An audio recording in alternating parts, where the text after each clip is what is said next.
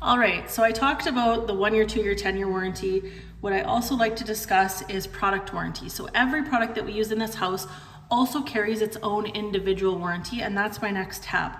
So I'm not gonna hold up each sheet here. I'm going to flip through it in the order that it's in the book. So when you're listening to the video, you can do the same and hear what I'm saying about it. So my first page is from Warman Cabinets. So all of the cabinets within this house were built by Warman Cabinets. That's our in-house cabinet shop.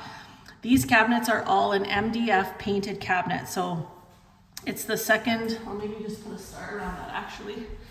It's the second cabinet on the list when it's talking about the maintenance. So it says, can be cleaned with a solution of warm water, small amount of mild dish detergent.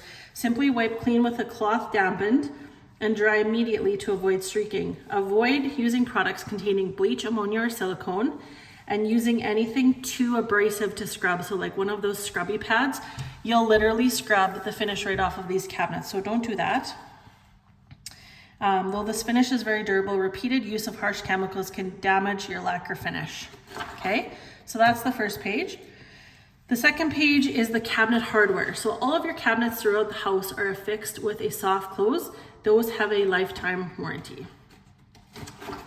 The next 2 pages are to deal with the concrete.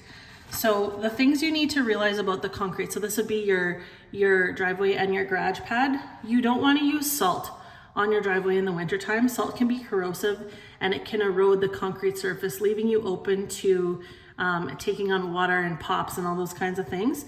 Use sand or kitty litter if you're concerned about traction.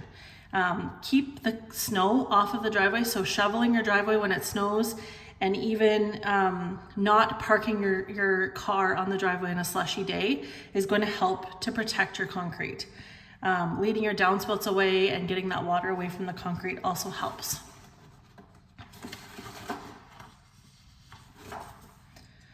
Okay, next one is the neutralizer kit on the furnace. So this is something fairly new. If you haven't been in a new home recently, you likely would never have seen this before. When we go to the basement and Kyle, the site supervisor, does his little walkthrough of the mechanical, he's going to talk about this. Basically, there's a little pouch on the side of the furnace that contains beads, and they're neutralizing beads. So when the water condensates off the furnace, sometimes it can be alkali, and if the alkali water goes back into the sewer system, it can actually kill the good bacteria that's in there. So the water, what it's going to do, it's going to come through the condensate lines, it's going to pass through those beads, and then it flushes into the sewer system. The beads will need to be changed once a year to ensure that they're working effectively. So on my sheet here, there is an address, it's for EMCO in Saskatoon, that you would be able to replace those beads. Okay, and there's a little write-up here about what it looks like and what it does and those kinds of things. The next paper is smoke detectors. And what's important about this paper, at the top there's a little chart. So this is the paper, here's the chart. Checking your batteries and your smoke detectors once a year, I would actually just replace them, all of them once a year, because they are all hardwired and they were all battery backuped. So if you have power blips, if the power goes out, things like that, those batteries are gonna kick in.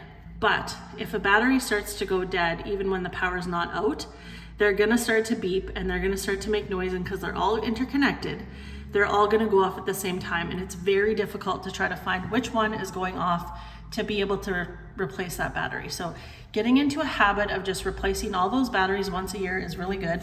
This little chart, it talks about, it's like the troubleshooting. So if it's blinking, if it's beeping, you know, what's actually happening with it.